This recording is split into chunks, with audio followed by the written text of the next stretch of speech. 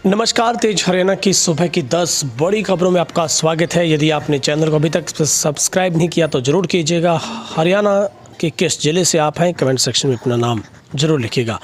हरियाणा कांग्रेस विधायक दल की बैठक खत्म। विवेक बंसल बोले कुलदीप के संपर्क में वोटिंग में हिस्सा लेंगे। हरियाणा कांग्रेस विधायक दल की मीटिंग शाम 7 बजे शुरू हुई।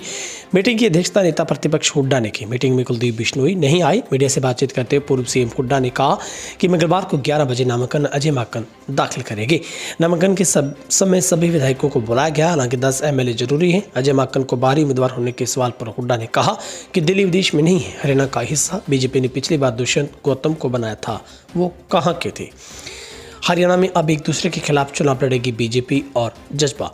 आखिरकार भारतीय जनता पार्टी अध्यक्ष द्वारा निकाय चुनाव एकला चलो की नीति पर चलकर लड़ने की घोषणा के साथ ही सियासी बहस की शुरुआत हो गई है। सोमवार को जेजेपी ने निकाय चुनाव में अपने प्रत्याशी उतारने का खुला ऐलान कर दिया। अब इस हालात के बाद ये भी तय है कि बीजेपी और जसपा गठबंधन की पार्टियों के अनुसार एक दूसरे के सामने ताल ठोकने को काम करेंगे।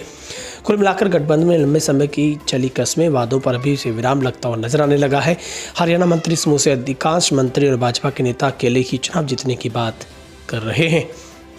भीषण गर्मी के लिए तैयार रहे हरियाणा दिल्ली के लोग। मंगलवार को भारत के दक्षिणी हिस्से में मानसून गतिविधियां दर्ज की गई। वहीं उत्तरी मैदानी राज्यों में भी प्री मानसून गतिविधियां देखने को मिल रही हैं। विशेषकर हरियाणा व एनसीआर दिल्ली में पश्चिमी विक्षोभ का असर दिखाई देने को मिला।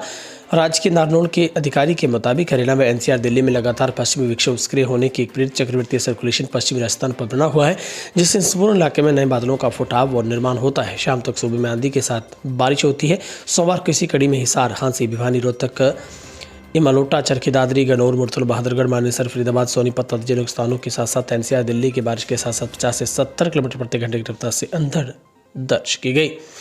हरियाणा के 15 होनहारों का सिविल सर्विस में चयन, लड़कियों ने मारी बाजी। यूपीएससी ने आज सिविल सेवा का फाइनल रिजल्ट 2021 घोषित किया। बार हरियाणा के 15 युवाओं का सिविल सर्विस में चयन हुआ है। इसमें 11 लड़कियां, 4 लड़के शामिल हैं। इस वर्ष भारतीय प्रशासनिक सेवा, भारतीय विदेश सेवा, भारतीय पुलिस सेवा, केंद्रीय सेवाओं ग्रुप ए बी में नियुक्ति के लिए यूपीएससी द्वारा कुल 685 उम्मीदवारों का नियुक्ति के लिए चयन हुआ था। इसमें 244 सामान्य, 73 EWS, 203 OBC, 105 SC, 60 SC ST वर्ग के उम्मीदवार शामिल हैं। हरियाणा शिक्षा विभाग के निर्देश। अब एमआईएस पोर्टल से होगी जीबीटी शिक्षकों की पदोन्नति। जीबीटी शिक्षकों की पदोन्नति अब एमआईएस पोर्टल से होगी, जिस पर शिक्षकों की उपलब्धि, शैक्षणिक योग्यता सहित अन्य गतिविधियों की पूरी जानकारी अपलोड होगी। शिक्षा निदेशालय को भी शिक्षकों का पूरा रिकॉर्ड एमआईएस पर अपडेट होने के अनेक फायदे होंगे। निदेशालय ने पोर्टल पर जीबीटी अध्यापकों की शैक्षणिक योग्यता भी मांगी है। साथ ही अगर किसी की उपलब्धि है तो वो भी अपडेट के साथ साथ अपलोड की जा सकती है। हरियाणा से अजय माकन और कृष्ण पवार होगी राज्यसभा। सुरजेवाला की राजस्थान से एंट्री। हरियाणा के 3 नेता राज्यसभा पहुंचेंगे। इनमें नेता हरियाणा से हैं, एक नेता राजस्थान राज्यसभा में जाएंगे। हरियाणा के परिवहन, आवास, जेल मंत्री रह चुके दलित नेता कृष्णलाल पंवार, पूर्व केंद्रीय मंत्री अजय माकन, कांग्रेस महासचिव रणदीप सिंह सुरजेवाला को राज्यसभा जाना तय हुआ है। हरियाणा में गर्मी की छुट्टी में छात्रों को आराम, शिक्षकों को काम दिया गया है। स्कूलों में जून में होने वाली गर्मी की छुट्टियों का इंतजार जितना बच्चों को उतना ही बेसब्री से अध्यापकों को भी होता है। स्कूल से ही फ्री होकर अपने परिवार के साथ वेकेशन टूर प्लान करते हैं ताकि परिवार बच्चों के साथ समय बिता सके। लेकिन अब की बार शिक्षा विभाग की ओर से अध्यापकों को छुट्टियों में भी व्यस्त करने का मन बना लिया है। ट्यूबवेल के लिए बिजली कनेक्शन न मिलने से जिला के बिजली निगम कार्यालय में कैथल में धरना 14वें दिन से जारी है। धरने के 14वें दिन किसानों ने बिजली निगम के एसई ऑफिस को ताला जड़ दिया। निगम के खिलाफ नारेबाजी का रोष जताया। ताला लगाने के बाद किसानों द्वारा साथ लगते पिहुआ चौक पर पहुंचे। जाम करके जिले के 4 विधायकों के पुतले फूंककर रोष जताया।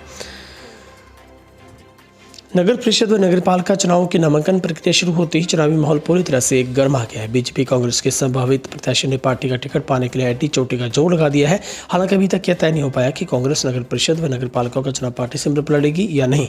इसी तरह बीजेपी व नगर परिषद चेयरमैन का चुनाव सिंबल पर लड़ने का फैसला किया है। वामपंथी पार्टियों के राष्ट्रीय आह्वान की कड़ी में माकपा व भाकपा की कैथल जिला इकाई के तत्वाधान में महंगाई के खिलाफ हनुमान वाटिका में जनसभा की गई। जनसभा की अध्यक्षता संयुक्त रूप से माकपा नेता महेंद्र सिंह, माकपा नेता मंजीत सिंह ने की। वाटिका में नायब तहसीलदार ने आकर वामपंथी नेताओं से ज्ञापन लिए। डीसी के नाम दिए गए ज्ञापन में 5 महीनों से रुकी विधवा बुढ़ापा पेंशन जारी करने की मांग की गई है। फिलहाल हरियाणा की टॉप 10 बड़ी खबरों में आज के लिए इतना ही। आपका दिन शुभ रहे।